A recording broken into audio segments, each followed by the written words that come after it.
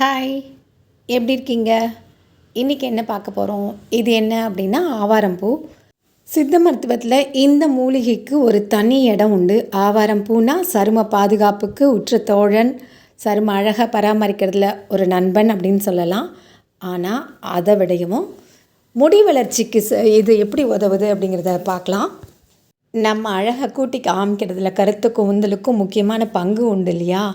இந்த கூந்தல் சில நேரம் ஏன்னே தெரியாமல் கொத்து கொத்தாக விழும், உதிரும். எதுக்குன்னே தெரியாது.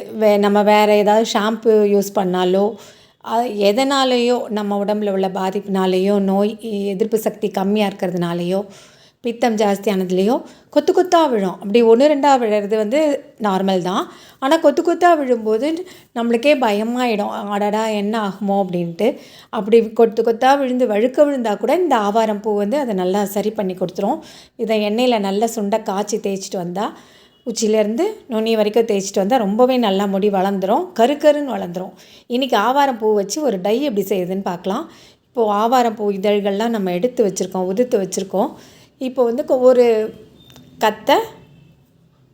கத்தாழை எடுத்துக்கலாம், கட் பண்ணி எடுத்துக்கலாம். கத்தாழை எடுத்துகிட்டு அதை எப்படி இந்த ஹேர் டை ப்ரிப்பேர் பண்ணுறதுன்னு பார்க்கலாம். இந்த இதழ்களில் ஒரு பிடி எடுத்து அதை நல்லா அலசிக்கணும். ஏன்னா அது பூச்சி புழுலாம் இருக்கலாம். அதனால் அதை நல்லா கழுவி எடுத்து ஒரு மிக்சர் ஜாரில் சேர்த்துடலாம். நம்மளுக்கு எவ்வளோ முடி இருக்கோ அதுக்கு தகுந்தாப்பில். அதுக்கப்புறமா இந்த கத்தாழையில் ஒரு மடல் எடுத்து அதை தோலெல்லாம் எடுத்துகிட்டு அந்த ஜெல் மட்டும் எடுத்துக்கலாம்.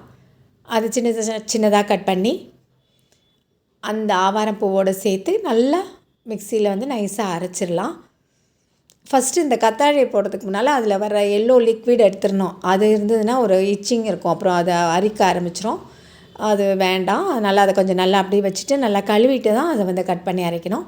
இப்போ நல்லா அரைச்சாச்சு, கொஞ்சம் தண்ணி விட்டு தான் அரைச்சிருக்கோம். அரைச்சி நல்லா அதை ஜலிச்சிடலாம், இல்லைன்னா திப்பியாக இருக்கும். அதுக்காக அதை நல்லா வடிகட்டி எடுத்துக்கலாம். இது திப்பியை வேஸ்ட் பண்ண வேண்டாம். இது வெறும் ஆவாரம்பூவும் இது கத்தாழையும் தானே, அதை அழகாக முகத்தில் தேய்ச்சிட்டு கூட குளிச்சிடலாம். இப்போ இந்த ஜூஸை எடுத்து வச்சுக்கிட்டோம். இதை ஒரு இரும்பு கடாயில் இதை ஊற்றி கொதிக்க விடலாம். இது யூஸ் இந்த டை ப்ரிப்பேர் பண்ணும்போது இரும்பு கடாய் யூஸ் பண்ணுறது ரொம்பவே நல்லது. அந்த இரும்பு கடாயில் நல்லா இந்த நம்ம எடுத்து வச்சுருக்க சாறை ஊற்றி நல்லா கொதிக்க விடலாம். இப்போ இந்த பச்சை கலராக இருக்கிறது எப்படி மாறுங்கிறத பாருங்கள். நல்லா கொதிக்கட்டும். நம்ம தண்ணி கொஞ்சம் சேர்த்து தான் கலந்துருக்கோம். அது கொஞ்சம் திக்காகட்டும். அது வரைக்கும் நம்ம கொதிக்க விடலாம். இப்போ கலர் நல்லா சேஞ்ச் ஆகிட்டு வருது பாருங்கள். இது முடி நல்லா செழித்து வளர்கிறத கூட இளநரையெல்லாம் போக்கிடும், இளநரை வராமல் தடுக்கும்.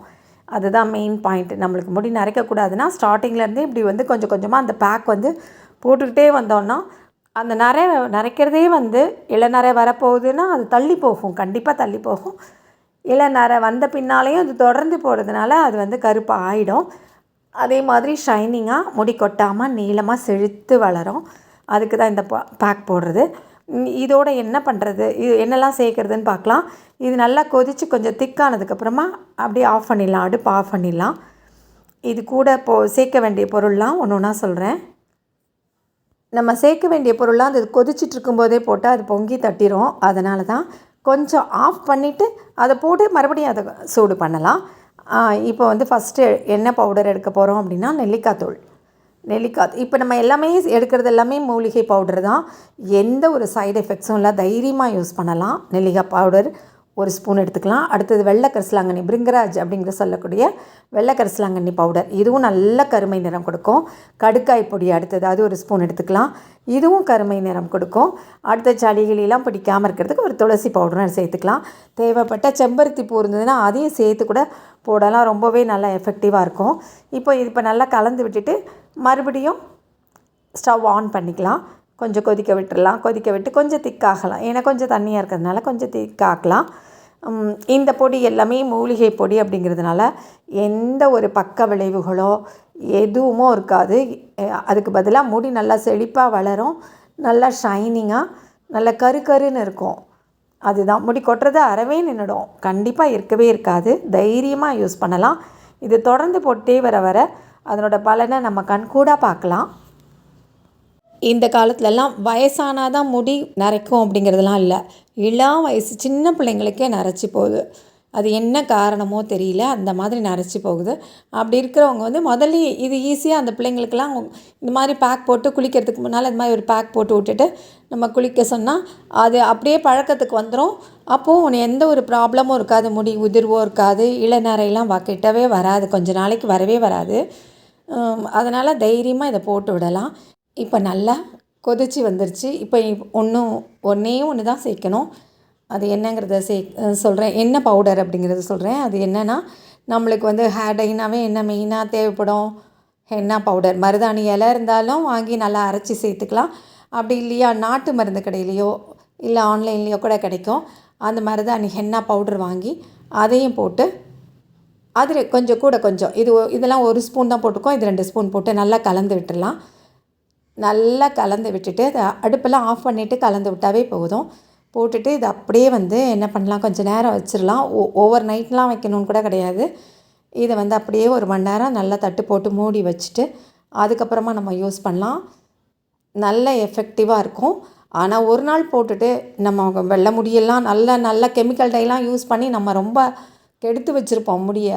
ஒரு நாள் போட்டுட்டு முடி கருப்பாகலைன்னு சொல்லி கேட்கக்கூடாது. தொடர்ந்து எதுவுமே போட்டுட்டு வரணும். ஒரே நாளில் ஒரே வேளையில் எதுவுமே சரியாகுதா? இல்லை, தொடர்ந்து நம்ம யூஸ் பண்ணும்போது தானே, ஒரு கோர்ஸ் முடித்தா தானே அந்த வந்த நோய் கூட சரியாகுது. அது மாதிரி தான். இப்போ பாருங்கள், 1 மணி நேரம் ஆச்சு, நல்லா கருன்னு இருக்குது. இப்போது இந்த ஹேர் டையை நம்ம அப்ளை பண்ணலாம். அதுக்கு முன்னால் நல்லா எண்ணெய் பிசுக்கெல்லாம் இல்லாமல், தண்ணிலாம் இல்லாமல்